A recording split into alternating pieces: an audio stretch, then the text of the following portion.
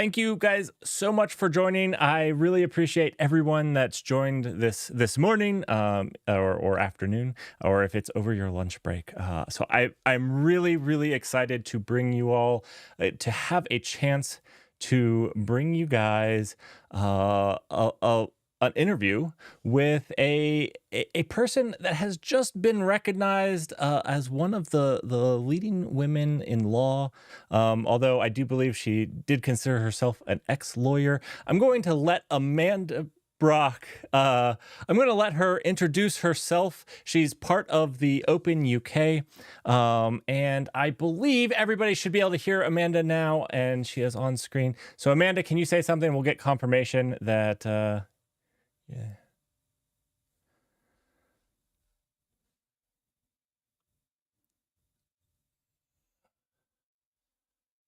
I'm on their screens. Yeah, if you could give them a quick introduction to who you are. I know I couldn't do it justice. You've done quite a few things, so yeah. I'm very old. I hate that because, I'm going to share this with you right at the start. Last year, the legal profession gave me a Lifetime Achievement Award, and I can tell you it's not on my dating profile. There's nothing more aging than being given something like that. And I was worried because it's like, am I sick and nobody's told me? It's not something you give somebody in their early 50s normally, right? So I think it was focused on the work I've done in open source and in the dot-com boom back in the 2000s. And I was a lawyer from the from the 90s for 25 years, working mostly in companies. In 2008, I joined Canonical, which was a bit of an epiphany for me because I found open source proper, and have spent most of the last 15 years working in and around that. Had a couple of jobs that weren't open source, but stayed involved in the community and in governance. And then for the last almost 4 years, I have been the CEO of an organization called Open UK. It had been set up as a traditional industry body, and in persuading me to do this, they said I could do what I wanted with it. So effectively, I've refounded it and created something entirely different. And we have an industry body which focuses on people, not on companies. So we bring together everybody in the geographic area of the UK who has an interest in not just open source software, but open technology, which means for our software, hardware, data, we also include standards and increasingly open AI into that mix of things that we look at. And we try to bring the community together. We bring that community together to give them a voice, and we take their voice into law and policy. So we use that to respond to legislation, to try and get good legislation, not just in the UK, but beyond. And we also do a lot of policy work. So for the last year, I've really been engaging for the first time with politicians, attended some of the party conferences this year. And in the next probably week or two, we'll be issuing Open UK's Open Manifesto ahead of the political parties for next year's election in the UK, with what we want them to do around technology and open source. So we're a very active organization here in the UK. You've probably seen us if you haven't, openuk.uk. And we bring together some real rock star leadership, but also a really broad community. UK has 3.2 million GitHub accounts, which the number of developers, number of engineers we have in the UK is more than any other country in Europe. And we are number one by open source developers and lines of code committed from the UK across the whole of Europe. So we're in quite a unique position. And so you've run some surveys yourself as well. That's one of the main ways you reach out to understanding. Awesome. So I am going. We've been doing that, Eric, for about 3 years, and we wanted to start to demonstrate what was going on in the UK. The questions that we've used for our survey, which we do annually, the main survey, are actually all Creative Commons. So if anybody's interested in that in their country, they can do it themselves, but we would also be happy to collaborate. And we do a call every sort of 2 to 3 months with people who are interested in research and open source. And anybody, again, can join that if they want to be part of that discussion. Okay. So your links in the YouTube video that comes out after this will all be in the links to your bio, as well as to those resources will be provided in that. So anybody interested in that will be able to find them easily in the video. Thank you. Well, that sounds really awesome, and congratulations on that. You think? Well, I was going to say I'm going to congratulate you for with speaking to politicians. That seems like somebody needs to do it, and I'm glad it's not me. So, Yeah, I get that. I might be glad it wasn't me too. yeah. All right. Well, so I know that this is around the Cyber Resilience Act, or the CRA, as a Mhm. lot of people have talked about it. And I know there is, I'm going to say a lot of questions that come up about it. Um, it seems very broad, and the base root of the thing seems very good. We want to make our cybersecurity better as a nation state, as a group. I realize that the EU doesn't consider themselves a nation state, I don't think, but as a union, that's what I'll refer to it as. Yeah, um, geographic area. Thank you. Yeah, so sorry, I'm obviously not a lawyer. But Oh, so I probably just used the wrong term. No, but just when we think about it, they're not a nation state. We're looking at a region, a geographic a area. geographic region working together with their Cyber Resilience Act. So they're looking to make that better, which all sounds really good. But I think one of the big things that came out of it, at least in the first proposals, was the lack of open source awareness. Mhm. I think one person put it really, really well, was that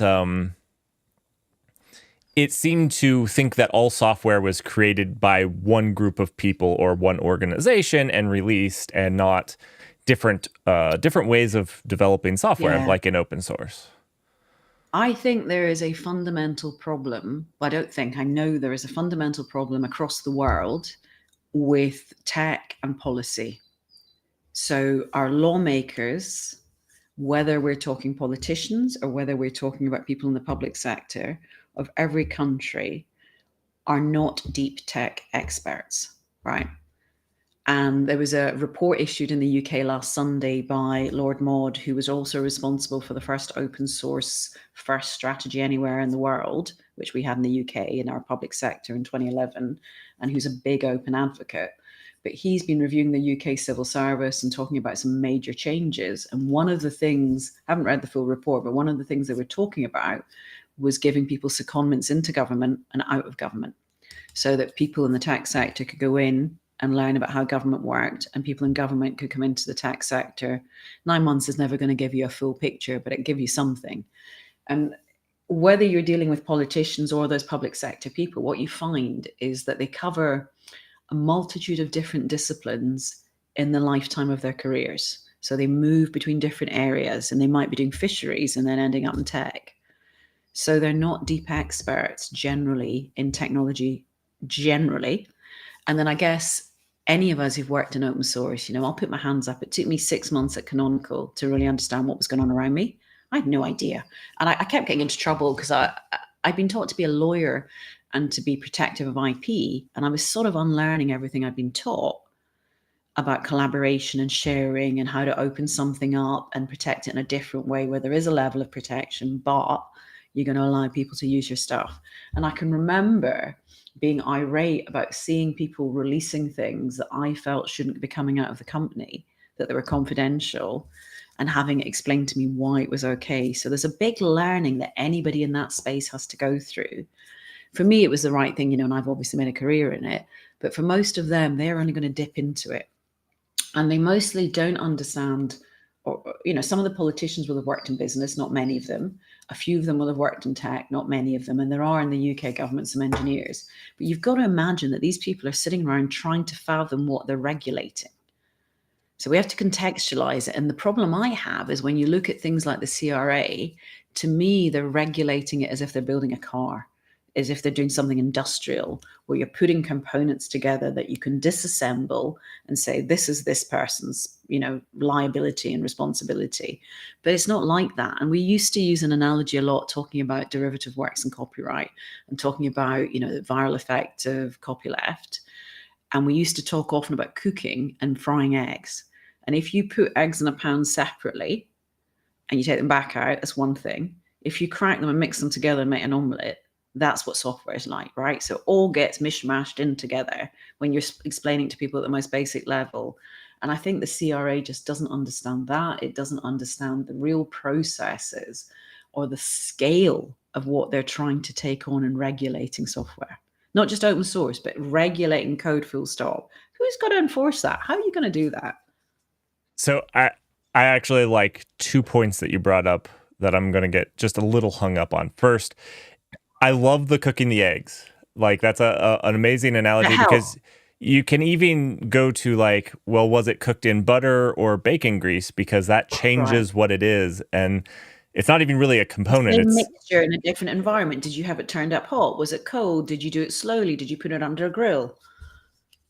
absolutely. I love that analogy. I'm going to use that one. I think the other thing is, and this is something I think modern lawmakers have struggled with in a lot of industries, is it's hard to be an expert. I'll come to the cybersecurity as I will say I'm not an expert, even though my whole life has been software. But when you're talking about cybersecurity and regulating it, that's like super focused, and it's a hard problem to be honest. I Yeah. mean, There are cybersecurity. two things.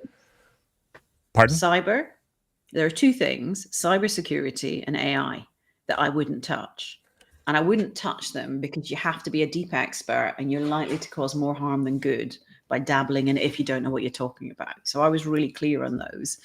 Last year, we started Open UK talking about cybersecurity, and I had to engage. And this year, nobody has a choice but to talk about AI, and particularly because of the focus around open source and AI from the regulators. So it's been forced on me. And it's really forced because I have very strong views about how it should be managed. We shouldn't get into AI because it's a whole separate story. But the cyberspace is one of those that you really have to know what you're talking about and how it's going to work. So I agree with you. And to some extent, I'm dabbling because I'm not a cyber expert. But when we think about that picture and what the regulators are looking at, what they're doing is working out where liability lies in a commercial world, right? So they're thinking about end users who are consumers who they have to protect, and then how all these different tools are going to be used across different kinds of regulated sectors by enterprises. And then they're thinking about the public sector and our infrastructure and our critical infrastructure. And they've come to look at open source as part of that, not because they're specifically looking at open source, it's sort of an add on, but because the world today, and lockdown really brought this up the agenda, the world today is digital. Our lawmakers are suddenly aware of that, and they're trying to look at that landscape and to manage it in a way that keeps their citizens safe. And they have to balance the ability of enterprise to make money and to keep their citizens safe and put risk, understand what the risk is, manage what that risk is, and make somebody accountable, because somebody has to be responsible in the regulatory world. Right. And so this basically put the responsibility on the the people, at least if I'm going to abbreviate, it's going to be put on the developer of the software, which in open source is the actual software developer, in a large majority of the cases. Um, So when we look at open source, if you think about open source in its clean sense, its true sense, as something that has an OSI approved license or at least meets the open source definition, what that's going to mean is there is an unrestricted free flow that anybody can use that software for any purpose. There's no restriction on ethics or morals or anything like that. And there's no restrictions about countries. However, if you are subject to laws and rules and regulations, you have to comply with those rules and regulations too, right? So we have to understand what the rules are. Now, when open source developers put their code out on those standard licenses, they disclaim liability. They say, I have no liability to the extent permitted by law, right? right. And that if there is a law that applies, you're still going to have to comply with it. So the big concern initially was, what does this mean for an individual developer?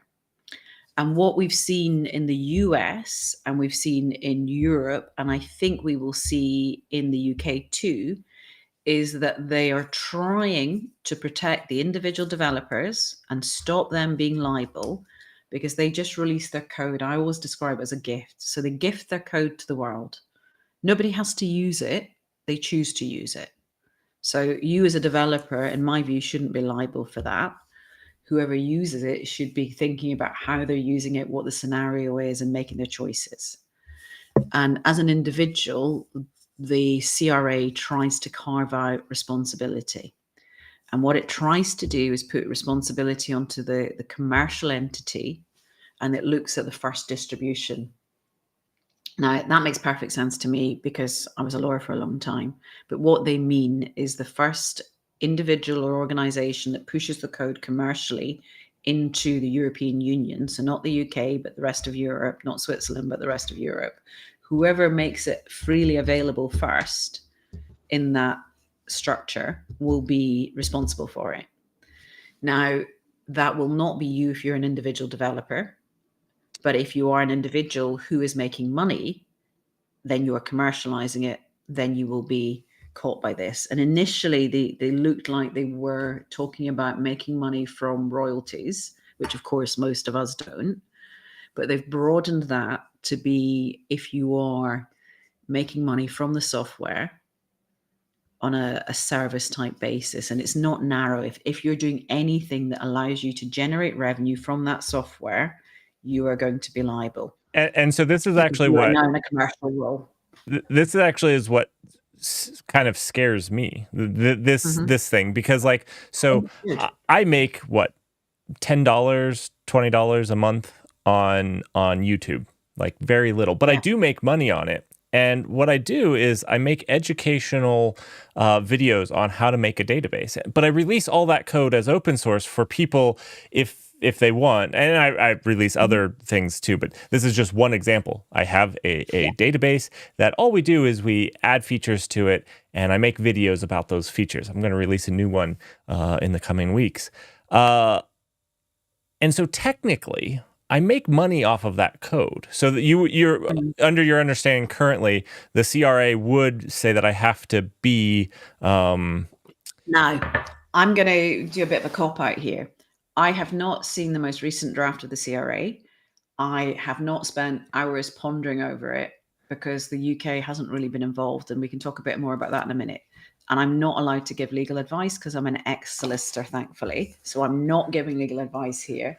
But the issue is if you are commercially profiting from the software that you are the first to distribute for a commercial purpose, I don't even know, sorry, I take that back. If you're the first to distribute it, I don't think it says for a commercial purpose, or it didn't last time I looked.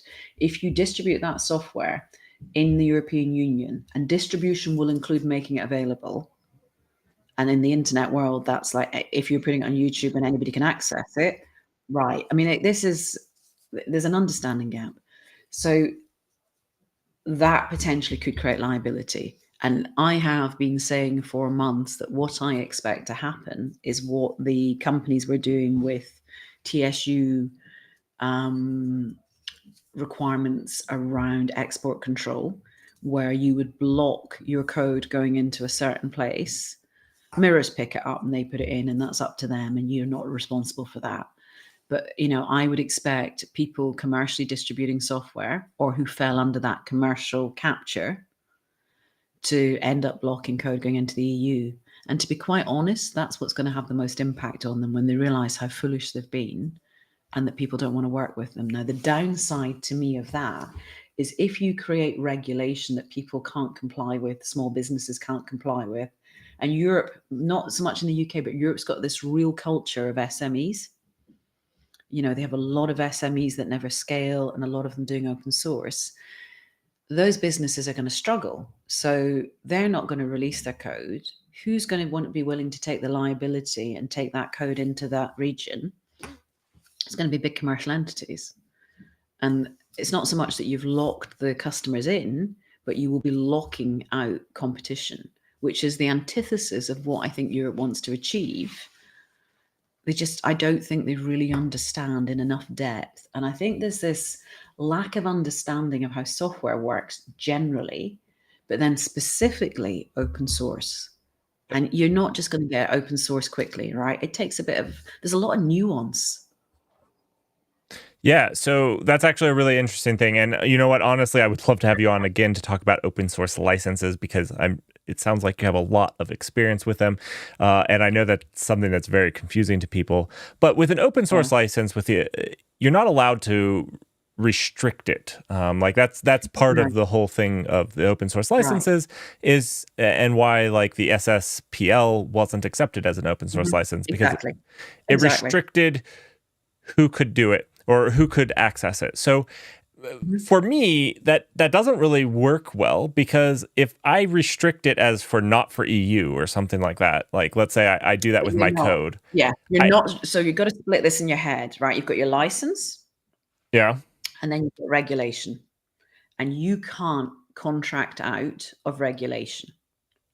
You have right, to comply with the law, right? right, And there's this whole, the law is the ass and ignorance of the law is not an excuse. So you have to know what the law is and comply with it, and then your license is secondary to whatever the law says. okay, So we might not restrict somebody being able to use open source software because that's our beliefs in open source, but there might be a law that says you can't use software to murder somebody. right, So you wouldn't do it for that purpose, right? It's a simple analogy to give you, and it's just a cascade of that. So when you as an individual developer release it and don't have a commercial business around that, most law we are seeing is going to carve it out. The problem is you're going to be very hungry if you can't make some money. And right, even though you're doing this great thing for society and you're gifting them your code, which they should be appreciative of, in my view, at the same time, you are going to have to do something. Now, for many, they're employed and they're employed separately from the code they create and distribute open source, and they're not going to be worried. For those who are making a career out of the open source software, there are open questions like, does the fact I'm getting some donations through GitHub or another channel, whether it's your YouTube channel or a repo or something else that helps as a commercial sponsor for you, if I'm getting paid to do this code, does that put me in that commercial entity? And even with companies that are a bit bigger, and I've talked to a few founders about this, if you've got 10, 20, 100 staff, you're not going to be able to afford the process. You're not going to be able to afford the lawyers and comply with this kind of legislation. At one point, it looked like, and I don't know if this is still the case, it looked like you were going to be liable if you knowingly shipped code that had vulnerabilities. And that made me laugh because at the time there were X thousand vulnerabilities in the Linux kernel. And it's like, okay, so how are you going to fix that? What are you going to do? Rip it out of every server? Come on, I mean, it's just insane. So that there's a big gap in understanding. And I think we've had a bit of an issue where, with all respect to all of my colleagues, when I see the people on the calls talking about this, it's an engineering community. It used to be, when we were looking at legislation, that it would be a very strong legal community who would be speaking to engineers, who would be responding to proposals. And in the UK, that's what we do. We've got a legal group in Open UK that will look at new stuff coming out. And if we think there's a clear open source need, they'll respond to it. And they will bring around them a group of some of the experts we know, depends on who's available. We did this in May with the people looking at the UK cyber legislation in the Department of Science, Innovation and Technology. And we did a round table with them with about 10 people, and Andy Martin, who many of you will know, who is Open UK's pro bono CISO and the founder of Control Plane, author of a book on hacking Kubernetes. So Andy was one of the people that was with us. Sal Kamich was another one of them. And there were some, deep cyber experts who are lawyers. There were CISO type people, there were devs, and we had this conversation explaining how things work and what happens if you do X or Y or Z, what the consequence of your legislation will be. And then we did the same again in July with the Office of AI in the UK. And we brought a group of about 10 people. I think it was 3 lawyers, and the rest were data scientists and engineers, but they all work in open source and AI. So they all understand both, and we gave them input on what they were doing. And that's the kind of mix you need. And I know that Linux Foundation and Eclipse, Eclipse have just hired their first policy person in Europe because they understand that it's missing.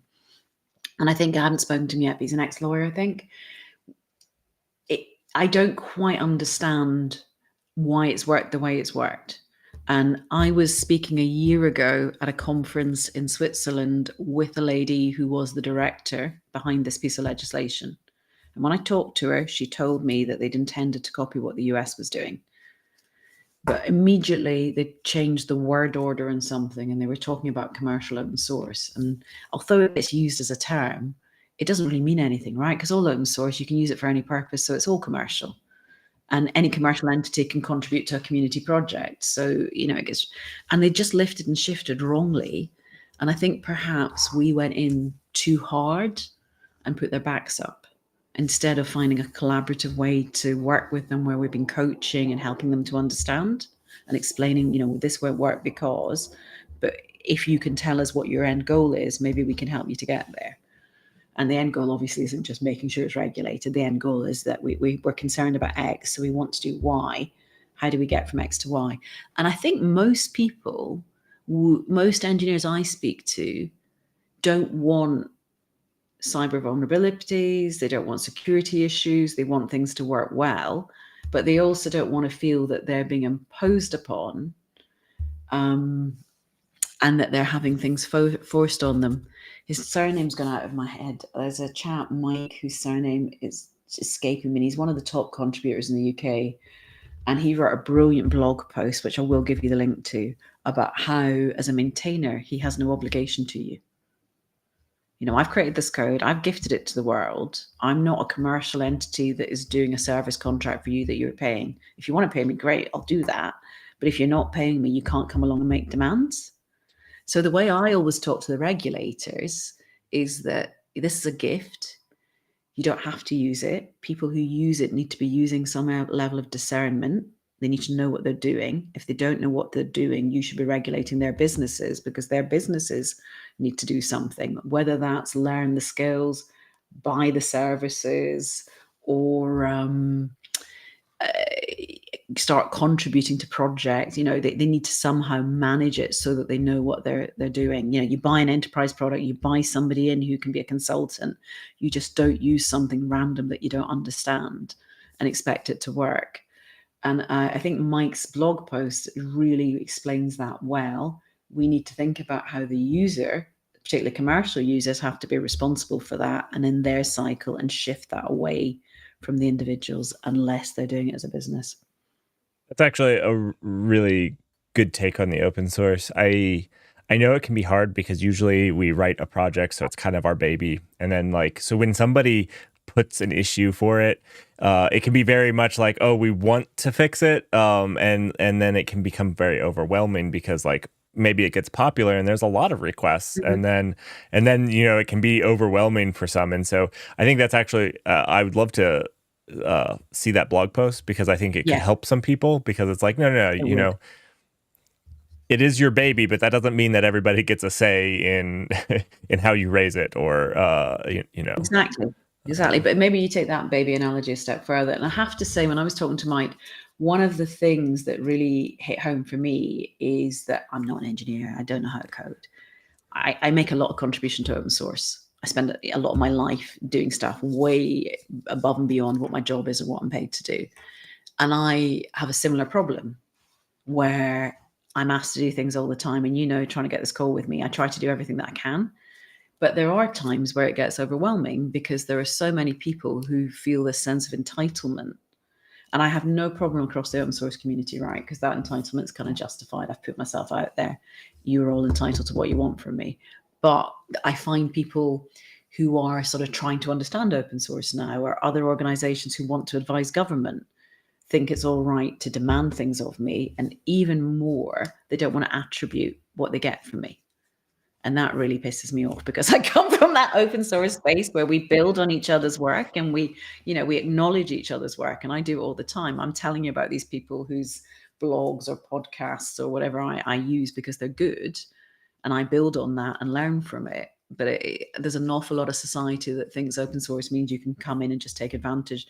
And it's not just the code, it's the whole ecosystem. I know I have always tried to, if I talk about something that I know I've read in a book and it wasn't fully mine, I try to bring it up, Yeah, where it's yeah, yeah. one that comes off. I love Martin Klapman's book on data intensive applications, and so like there's things that I know that I've pulled from that, and anytime I talk on Mhm. them, I'm like, oh, I'm gonna mention his book Yeah. because Yeah, we do a couple of things. So we do a lot of reporting. We've got a report on skills coming out on Tuesday, and we always have this massive, it's not, I'm not the owner of it, and she doesn't call it bibliography, but it is a bibliography at the end. And we acknowledge everything we've read, not just the things that we take quotes from, because those all help shape your thinking, right? And it builds where you end up. And I think it's important. And when I look at other people's work, they don't always do that. But I think it helps whoever your audience is to go off and do their own research and build their own thing too. And often they'll see things. So there's a guy called Liam Maxwell who worked with Francis Maud around 2010 in the Cabinet Office. And Liam's at AWS now. I think he's like very senior in their government, not government affairs, but selling AWS into government. And he said to me, and I use this all the time and shamelessly, that the UK open source community is the submarine under the digital economy. And you'll see that in our report next week. And I will somewhere attribute him. And it's a brilliant, brilliant phrase that I use all the time, because we showed last year that 27% of the UK's GVA, gross value add, in the tech sector came from that open source community, whether it was the businesses here or whether it was the individuals. The open source contribution was 27%. Now it's undoubtedly much higher, but that's what we could prove using the stats. Our survey's a nightmare. I can't do it. There's like over 300 people respond, which seems to me to be tiny, but actually because it's so hard, it's quite a big bulk. And if you look at something like Linux Foundation, they'll have 1,000 for the whole globe. So it is actually quite high, but we need the data, and we get a mixture of really accurate and detailed data about software usage, input into open source, and then the economics, the staff you're employing. We've started to get guesstimates of how much time's been spent, which helps us to shape that calculation with economists. But if you think about that 27%, nobody knows we're here. And they don't know we're here because we all know each other globally, because we work in projects and we're a global community. I mean, we are the global tech sector, right? But what we're not is known geographically. I think it might be slightly different in the US, but outside of the US, whatever country you go to, it's kind of a disparate group because the people who work on specific projects or areas know each other. And one of the things Open UK has done is bring that together so we can demonstrate this kind of data. And I don't think any other country can, to show how big we are. You know, the 3.2 million GitHub accounts, we can show, I think off the top of my head, it's something like 750 people have made 10,000 commits on GitHub from the UK. That's not a lot, but in a global sphere where Linus once said there's 6,000 people that matter, it's actually quite a lot. And we can show, I think it's 1,800 people have made their first commit in the last 12 months. oh, that's awesome. Right. Uh, So, I mean, that kind of thing you need to understand who open source is, to understand how to regulate it. Because, I mean, I've been hearing people saying things like, oh, we have to ban it. ooh, that's ooh, okay. I I've haven't heard heard that. that, but Oh, ooh, I heard it. I'm gonna have to What grunt do you on that say one. to that? That's What do you say to that? 'Cause my temptation is to say, okay, go on, do it. And then you'll be really cold. You won't get any deliveries. You'll be really hungry. Your TV won't work. You'll have no internet. You won't be able to access your photos on the cloud. I mean, there'll just be nothing. yeah. I was gonna say I can't. Even excluding something like Linux, you still have a bunch of other things. You know, the entire Linux toolchain, the entire um, there is Kubernetes, the cloud, OpenStack, the internet. yeah, yeah. It's just nothing will work. Even if you jump over and say, "Oh, we'll just deliver everything on Windows," but then you think about C# and .NET Core, or I think it's just called Everything. .NET now, as open source. Yeah. Okay, Yeah. well, And it's lack of understanding. It's just lack of understanding and people wanting to be relevant. I don't think there's some sinister plot against us. I think it's just the term open source has been used because of AI in so many ways that aren't right. And yeah, yeah, people are trying to jump on it. yeah, wow. So I'm gonna circle back really quickly. You've said that Open UK was somewhat, not I'm going to say not regarded. My English, for being my first and only language, is atrocious. We can go into mime if you prefer. Yeah. Yeah. I might do better at charades. But Open UK wasn't actually asked about the Cyber Resilience Act. Right. No, it's a bit awkward. So there's a thing called Brexit that you've probably heard of, where it was a bit of a messy divorce in the European Union. And one of our politicians who has just become foreign secretary, I will leave the irony of that to your listeners. David Cameron did a referendum. I will say I lived in Amsterdam at the time, and I flew to the UK to pick up my postal vote and vote against it. Right. So do not be blaming me for it. However, we've got it. You've got to get on with it. Right. History has passed. It's not going to be unwound in any short time scale, at least. So you just have to get on with these things.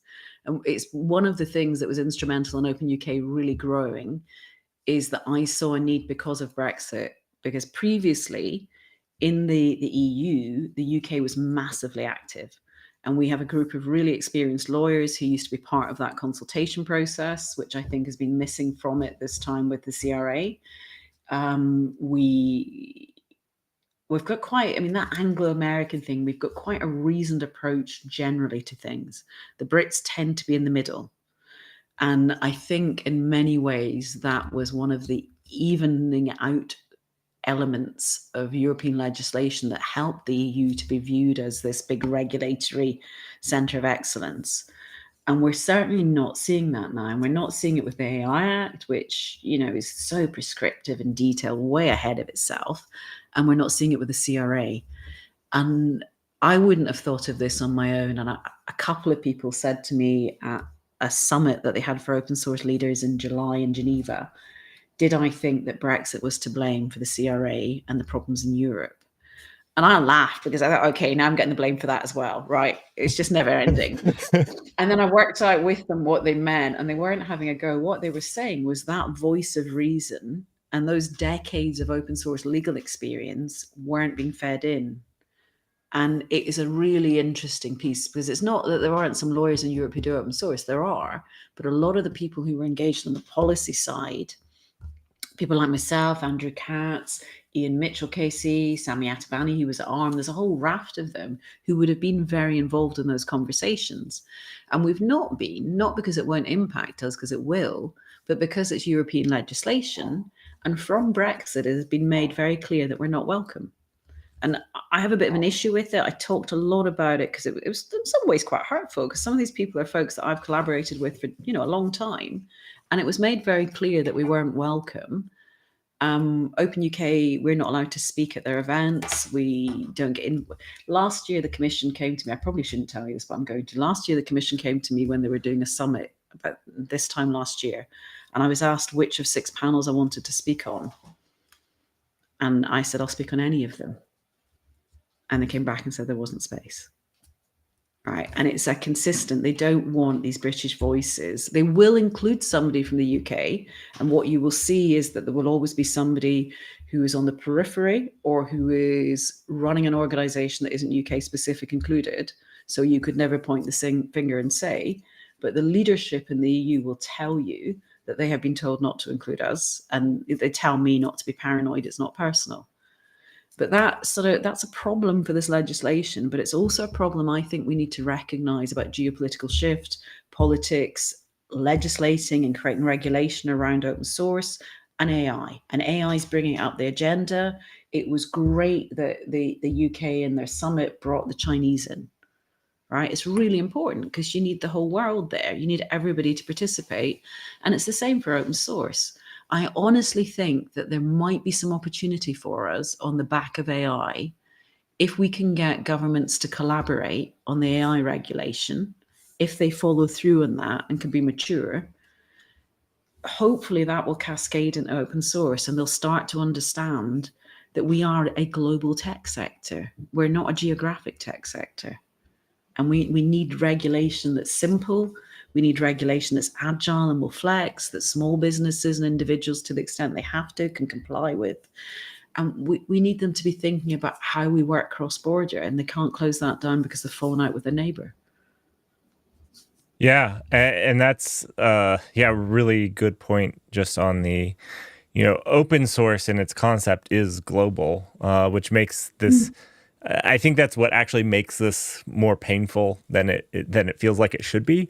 To me, I Right. feel like a law in the EU shouldn't really affect me as somebody who just makes some educational content, but I do feel like possibly I should be worried. Um, Yeah, and I have a bit of a bee in my bonnet about this because I think the engineering development community don't necessarily get engaged enough. So I sound like I'm contradicting myself, right? Because I've just said I don't think it should be all the engineers who are trying to deal with politicians and trying to deal with legal stuff because that isn't their bag. You wouldn't let me loose on code, quite rightly. So I think there is a bit where you need the right skills in place to be dealing with each situation to serve open source as well as we should be. At the same time, I also believe that the engineers should understand what's going on and that we shouldn't be siloed as the people that are, we're terribly important and we're doing this. It's not how it works. It's your lives, it's your outputs that we're impacting. And we need transparency, we need communication, we need engagement. And it's not to 40 or 50, leaders appointed in open source. I think it's much broader. And when we set State of OpenCon up earlier this year, we had about 800 people in year one. We're looking to get to 1,000, 1,500 in year two in February. It's right after FOSDEM intentionally. So it's the Tuesday, Wednesday after FOSDEM for people who are at FOSDEM because a lot of folks will travel once and not more. But what I want is to create that intersection. And it's what Open UK does. It sits at that intersection between technology and engineering and law and policy. So we have 8 tracks. We have technical tracks. We have a security track. We have an open source software track.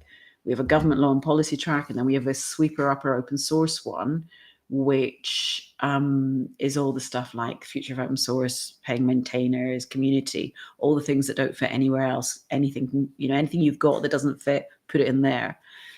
And we have 2 hours of plenaries each day. And last year on the cyber side, we were the first conference to put the White House on the stage.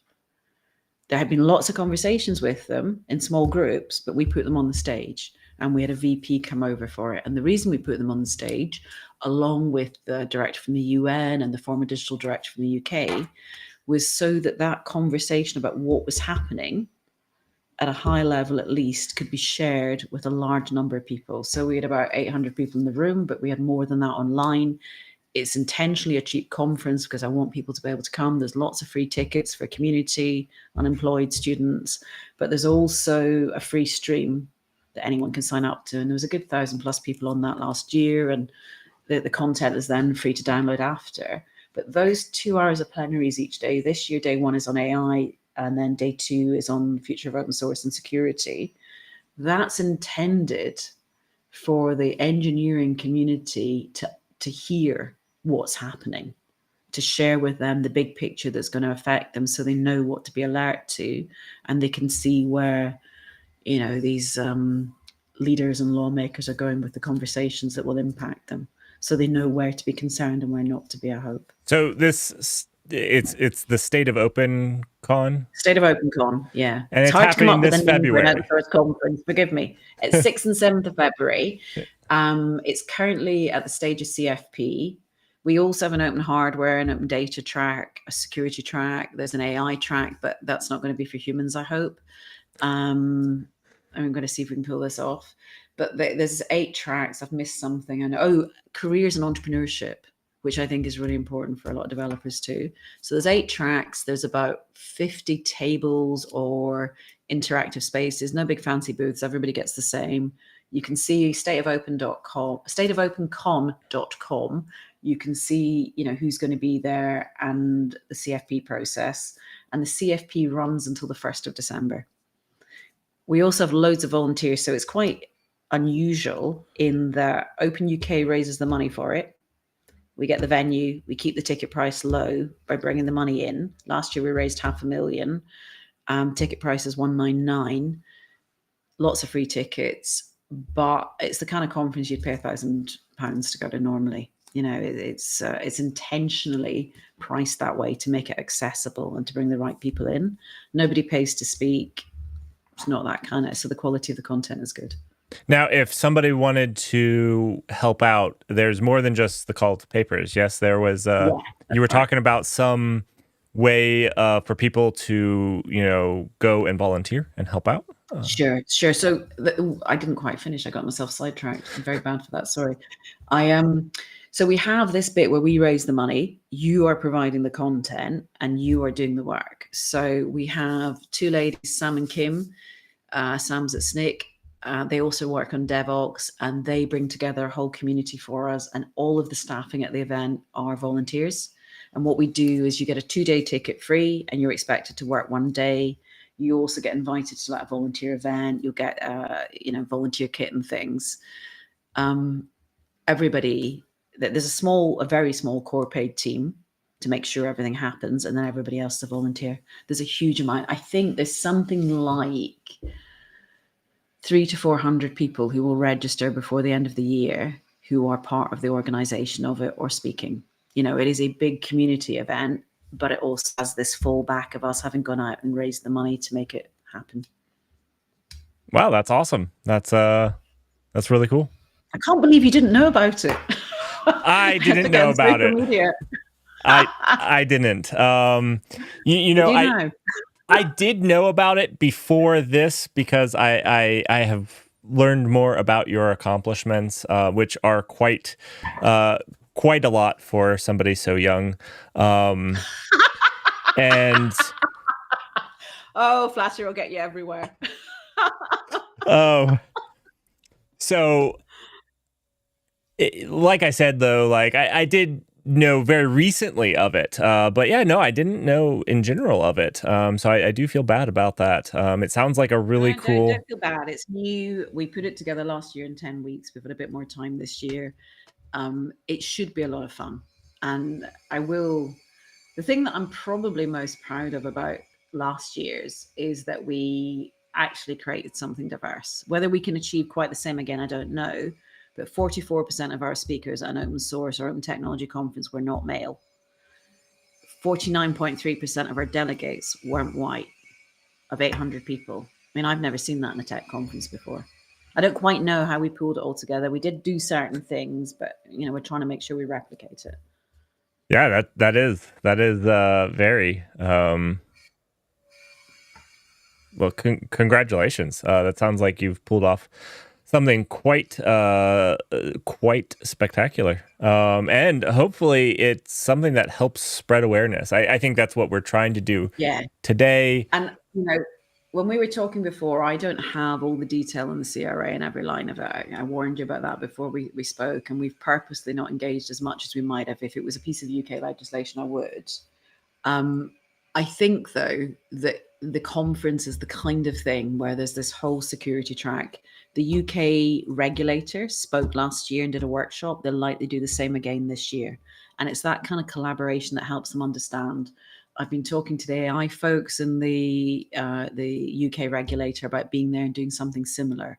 So it brings stuff to the engineering community if they want to come and listen to that particular track that they might not otherwise see, as well as having the technical talks.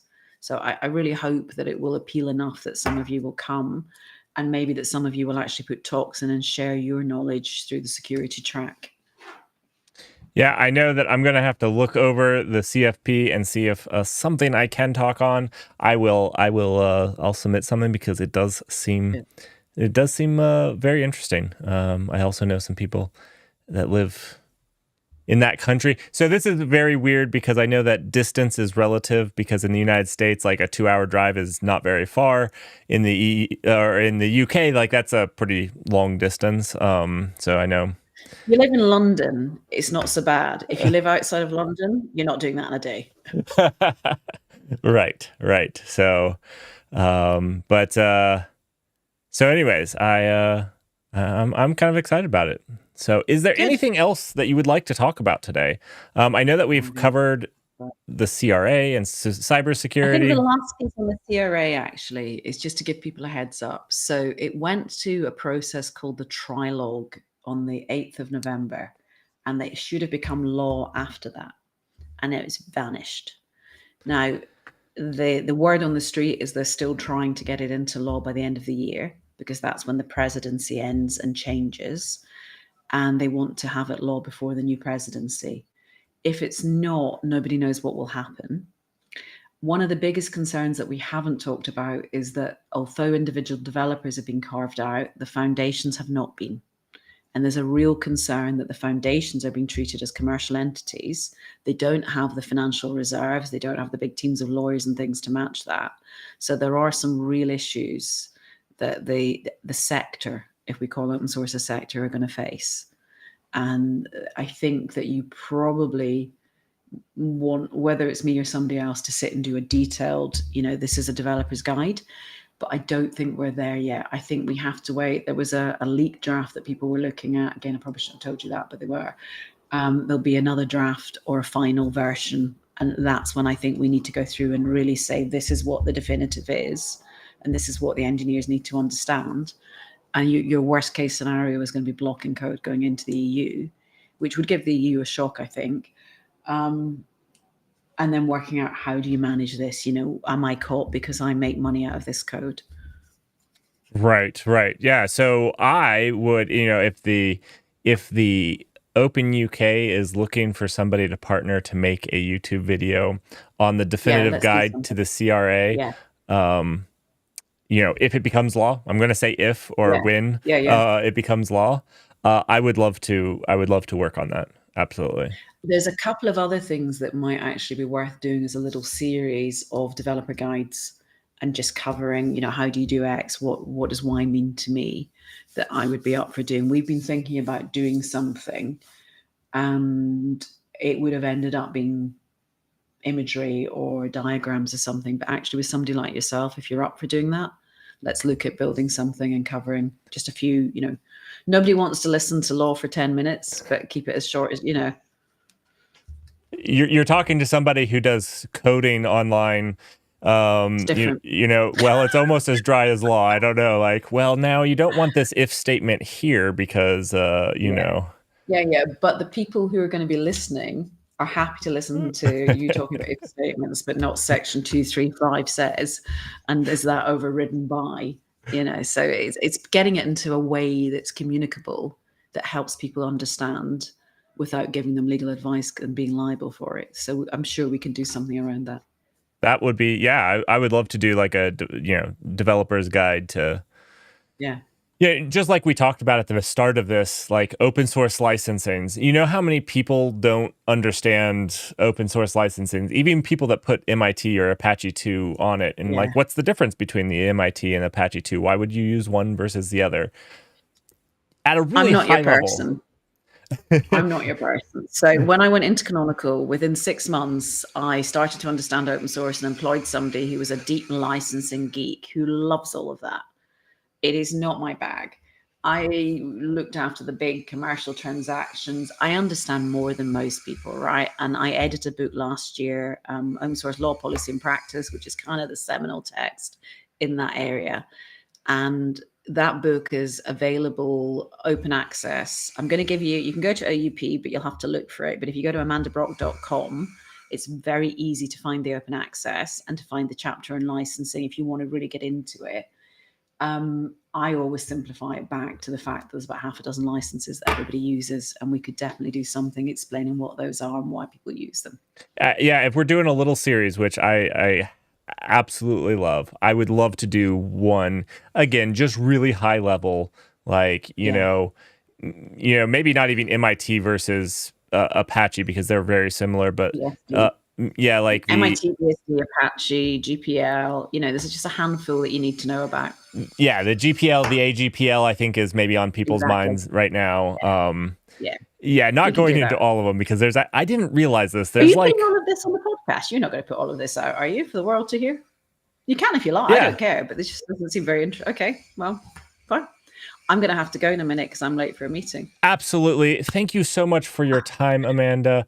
No, it's been really fun. I hope I haven't talked too much, but I wanted to sort of explain some of the context because I think it helps.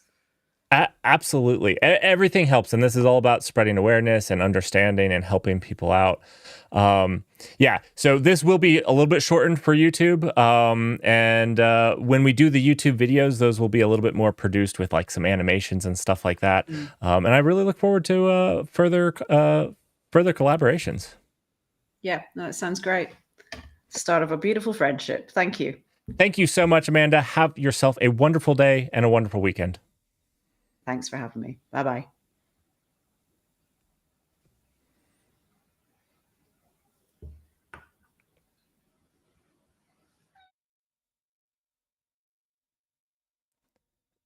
That is fantastic. Thank you so much.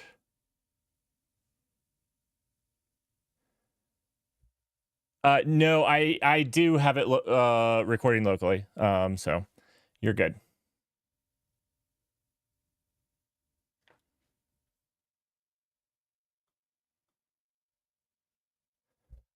I'm sorry. I think I muted you. What did you say?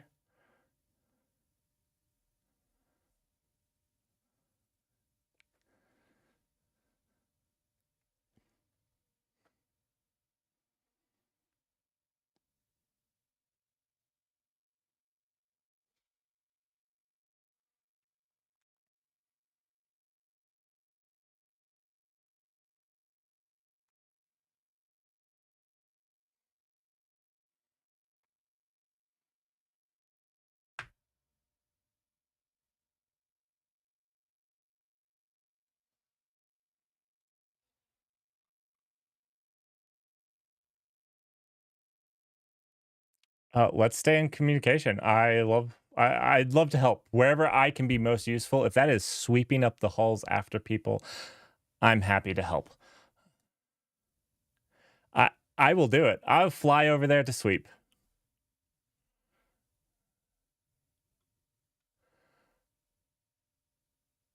All right. Thank you everyone for joining. She was great. I really appreciate the time that she gave us. It's not everybody that is willing to to take their time to sit with, I'm going to say a nobody. Let's be honest here. And so yeah, I'm going to release a video on YouTube. I'm going to shorten it just a little bit, take out some of the technical issues that we had at the beginning and some of those types of things, just to just make it as short, as condensed as possible, without losing any of the context. My goal isn't to lose any of the context, just to make it a little bit shorter. I'm also going to try to take some bites out of it, so just a few shorter sections that talk about a specific topic and release those while maintaining the long form. That being said, when I post that video, I would love for you to watch it on YouTube, or at least share it, so other people get to learn from her experience.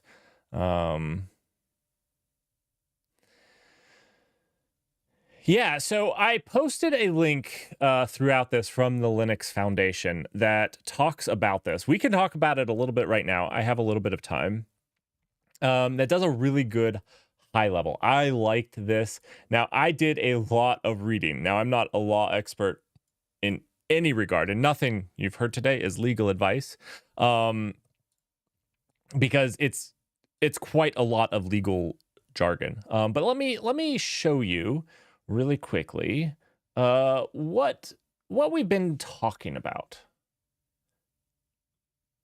So this is the this is the Linux Foundation's take on it. But you also have, this is the actual thing, and you can actually get the official language, which I'm going to leave this here for you guys if you'd like. And I tried to make this clear at the beginning. The premise is something I think we all can get on board with. We want our software to be safe. I think most engineers want their software to be safe. Nobody wants it to not be safe. At least most people. I'm not going to say no one. Most engineers want their software to be safe. That's not what they intend for it to be. So I think this does a fairly good job of a high level what it is right now. There is also this, which allows you to kind of pick and choose what the latest portion of the text, and you can click on each of these sections. This is where I read it. It's a little bit easier than the official document. But yeah, it's quite a bit. It's quite a bit to tie together. And from everything that I read, this does a really good job of doing it. So basically, there's non-critical products, which is everything else with examples of Python, React, etc. And then there's these two critical classes, class 1 and class 2, which, class 2 is the more critical. That's like your operating systems. The interesting thing here, which, if you're talking about a real-time IoT device, the operating system is really the thing that you flash on there, which is interesting because then does that become the critical class 2? So anything IoT based, that would be a very interesting thing that I think we need to sort out. But your critical class 1s are you could think of these things as things that enable communication. That's not the full statement, and there's actually this Annex 1 that goes over basically how to rate the products, but a really high level, not not advice in any way, is that these are things that enable communication through networks. So that's your web browsers, that's your network software. So if you're running, OpenWRT, I believe would fall under this, those types of things. But there's more than just that. There is more, because like they list Bitwarden, things that protect your passwords and stuff like that.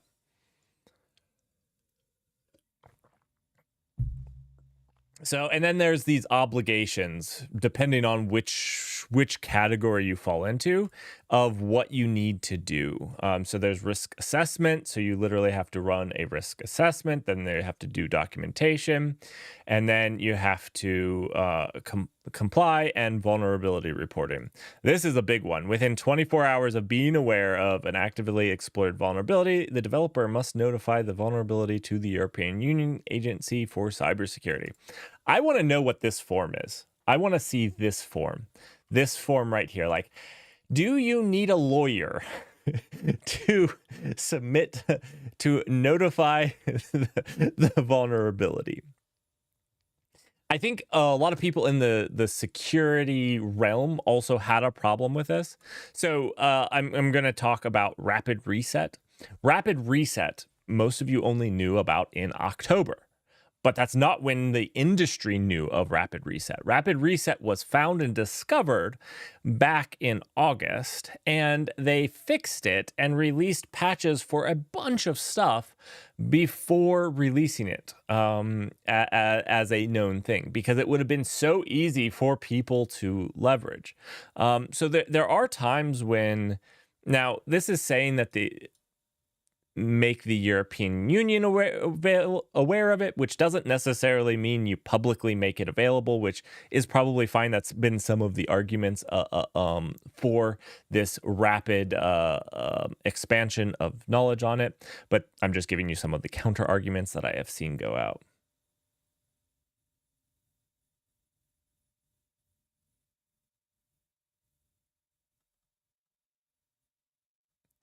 Russell, you are slightly late, but that's okay. That's okay. I'm going to be releasing the condensed thing on YouTube. We just wrapped up. It was pretty awesome, and I think you're going to see a little bit more from Amanda and I in the near future, hopefully. And we're going to do hopefully some things that really help the community. Yeah. So yeah. Absolute fantastic person to talk with. She's super knowledgeable and pleasant. Her command of the English language, I should have expected it from a somebody from England. I was going to say a Brit. I don't know if that's not a nice way to refer to a person from England. That's the only way. A British person? Yeah. Anyways, I should have known that her command of the English language would have been far superior to mine. Also a lawyer. So, but she was absolutely fantastic. So hopefully you guys are going to get to see a little bit more collabs. I think we're going to get some videos out of it. Um, so yeah, an English lawyer should have a good vocabulary. Absolutely. Oh, cool. Okay, cool. I was gonna say like that's the only word that I knew. I was gonna say a Brit, but I didn't want it to be offensive. I didn't know if uh yeah. So um absolutely fantastic. But yeah, I think it's we're actually going to be able to get to do a few other things, make a few videos. She's actually talked about a little mini series, which I think would be really fun, just to help new open source developers navigate some of the legal ramifications of open source development, which I think would be really cool, and also maybe something that's not out there. Not legal advice, just like basic understanding of like what's the difference between licenses and stuff like that. Calling someone English is offensive if the person is Welsh, Scottish, or Irish. I'm going to be offensive because I did not know things like this. I'm I guess that makes sense. I like that makes sense to me.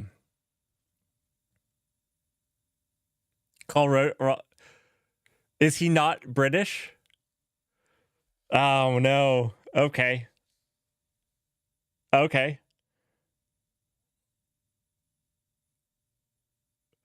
Or maybe he's British but not English. I have a lot to learn. I might go call him English. Oh, okay. He is a Brit, but he is not English. I'm gonna have to try this on him. I'm gonna have to try this on him. I won't be so cruel. I won't be so cruel. I got it.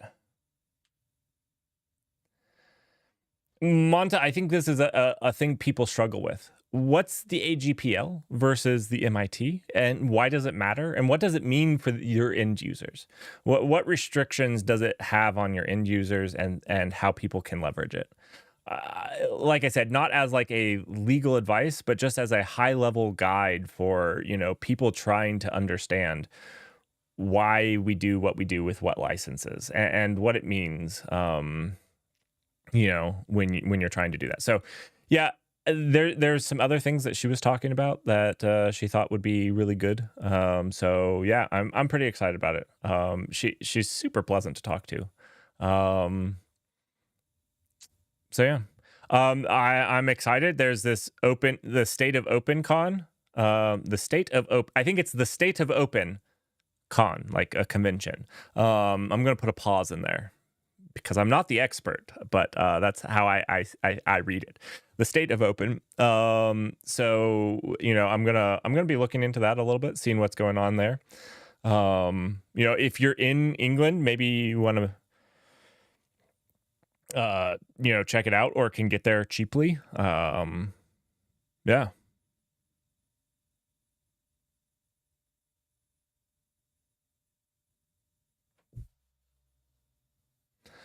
All right. Well, I am going to get going. I got to make a cup of coffee and then I got to get to work.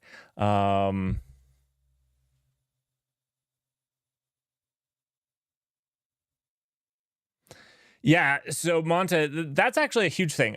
So talking about this really quickly before I go, one thing that I have, as it's stated right now, if you make an open source project and make absolutely zero money from it, then you're probably, as it's stated, and as far as we can tell, or I can tell, again, not legal advice, you're probably not covered under the CRA. But if you make $1 off of it somehow, some way, you probably are, which is probably the weirdest part because, so for myself, I make very little money on YouTube, but I do make some amount of money, and I make money by writing up a database or any of the other code that I do, and I make a video on it. And there is some small amount of money that I make off of that video.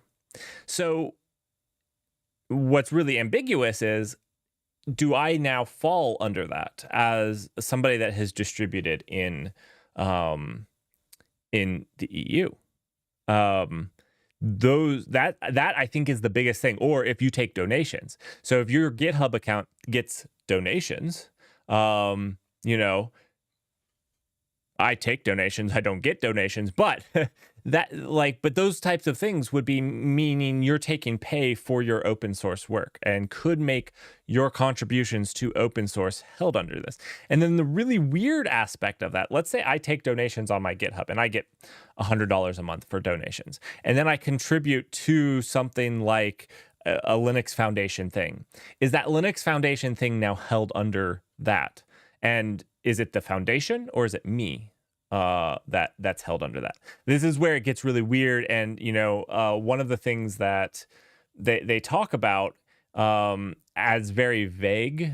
So this is one of the things that people have talked about being too vague, is that it seems like the law was designed in such a way where they they think of a piece of software being made by a single company in like a with a set of developers, and they didn't really think about this where there's a bunch of developers that can and openly share code and contribute to the code. That's probably the biggest complaint against this current set of legislation that we have seen. um,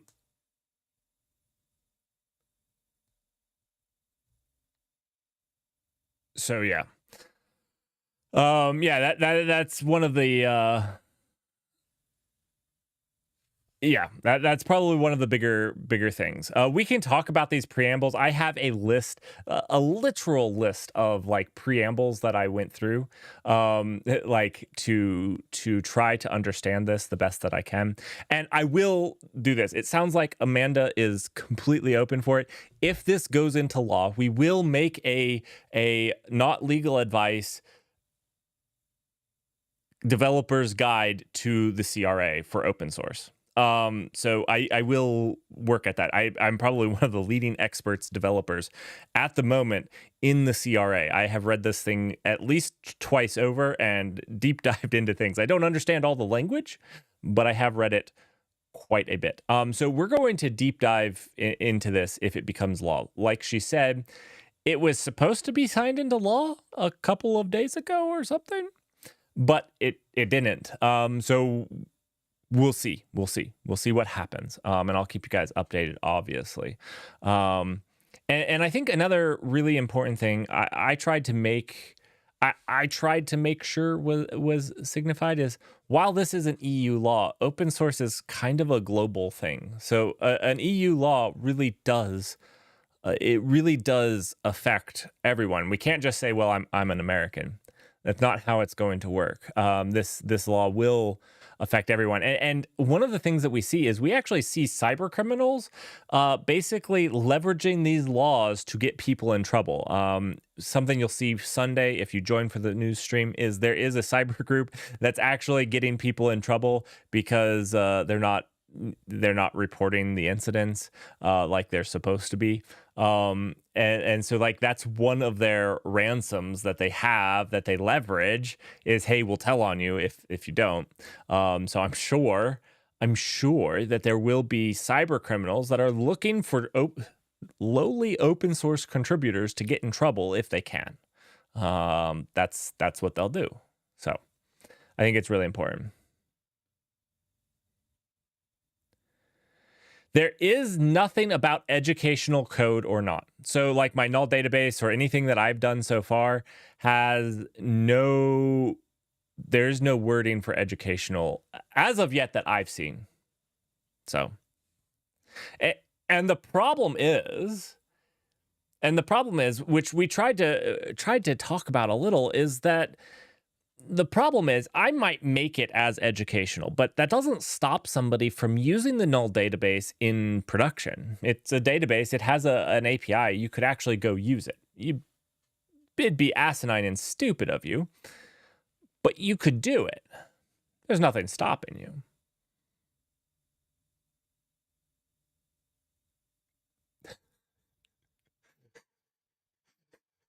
So you can't add it to the open source license. This is something we talked a little bit about at the start, because the open source license um, dictates that you can't have restrictions on it. But and I'd have to work with Amanda a little bit more to understand exactly how to do this. You can limit basically as an enterprise law entity. You can say that we don't support distribution in an area for legal reasons. It's not your license. That is I'm going to restrict downloading in the EU. Um, so I think you can maintain your open source license while restricting where you can download it from. And then if you do a VPN and get it, my understanding, again, not legal advice, is that if you did a VPN, got around it, that would be on you. I restricted who could leverage it. Um,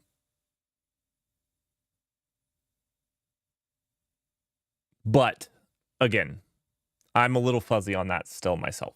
That was something she just talked about, where you have your business obligation, your business legal obligations versus your license that you license the code under. The license says you can be from anywhere, I don't care, but your business legal obligation says I can't distribute it. Again, hopefully, she sounded very open to doing a deep dive as soon as it becomes signed law, or if it becomes law.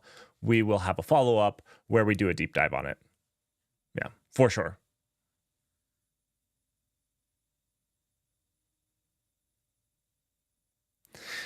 That's another possibility, though. So, Russell, um, now, again, we need to talk more with Amanda, because there's this thing where your license, you can't make somebody sign away the law.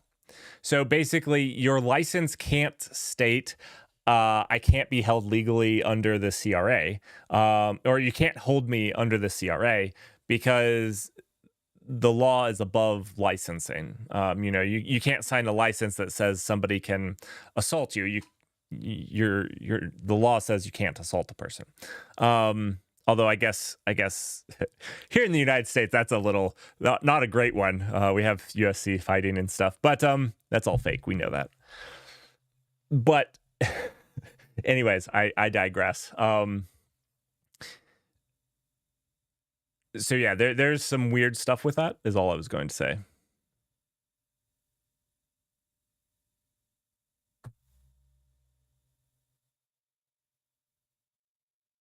But what if my deployment is running in the cloud in the US? So that's a really good question. So in theory, this doesn't stop SaaSes. It's more geared towards like the firmware and things that are running on your device. So think about when I read the lawyer's thing, it sounded like phones, your smart fridges, your things like that, your smart thermostats. It seemed like those were the things that they were targeting.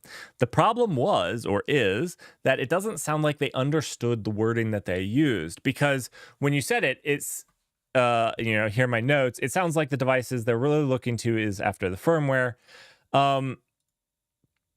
But after reading it, I really couldn't find anything that would not affect just regular software and even many SaaSes. I find, I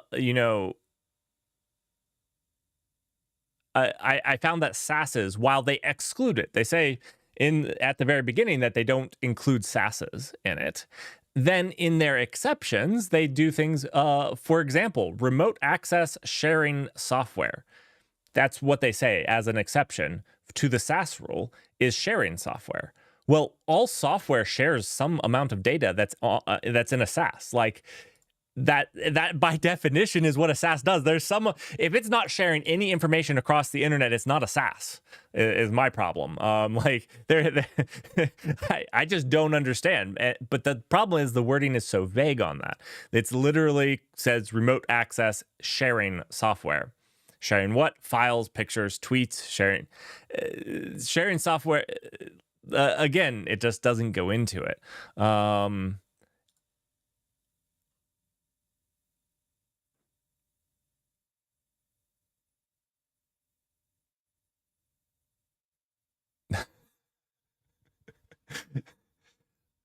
Russell, I think you're kind of right, but you can say if you are in the EU, this license is not valid for you. I do believe that is the correct statement. Your license can't disregard you from the law, but you can say if you're in the EU, you don't get this license. I think that sounds like splitting hairs, but I think that's the valid way of doing it. Yeah.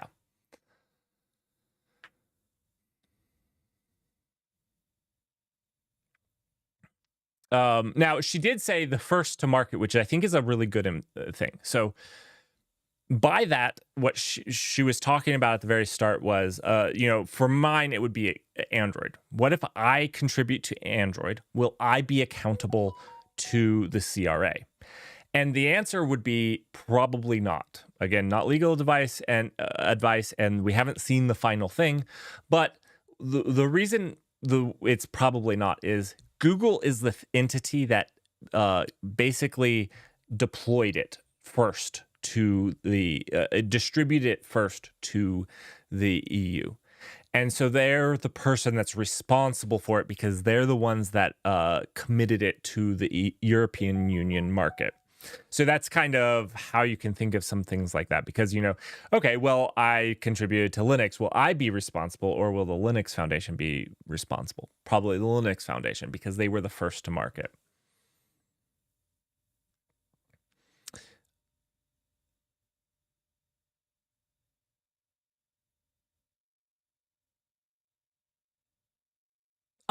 So yeah, so I don't know that. First, Google bought Android. We can get into who it was in the first in the market, but we'll just say it was Google. We'll just say it was Google. I don't think that it meant the first device per se, because Google worked with those manufacturers. So I still think it would be Google. But again, that would be something for lawyers. That would be something. I'm sure lawyers will fight about that if this goes into law. Who was the first to market for that? If Google can get out of owning that, I'm sure they will. I'm sure they will. But yeah. All right. I do need to get going. I need to make another cup of coffee. Then I need to tackle some work. And thank you so much for everyone for joining, asking questions. I know we didn't get to as many of them as you'd like, but you can be assured we will do a follow-up if or when this gets written into European Union law. There will be time. It doesn't, like, when it becomes law, it doesn't mean it takes effect. It takes effect usually sometime after that. I think 2025 is when it originally was. Don't quote me on that. And anyways, have yourselves a fantastic rest of your day. See you guys tomorrow morning. I got 2 things planned. One thing for about an hour, another thing for however long it takes us.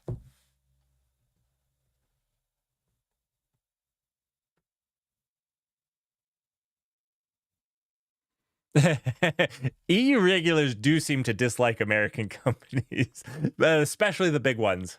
So you are right. They will find a way to stick it to Google. I assure you. I assure you. I'm not even mad. Not even mad. Have yourselves a fantastic week, guys. And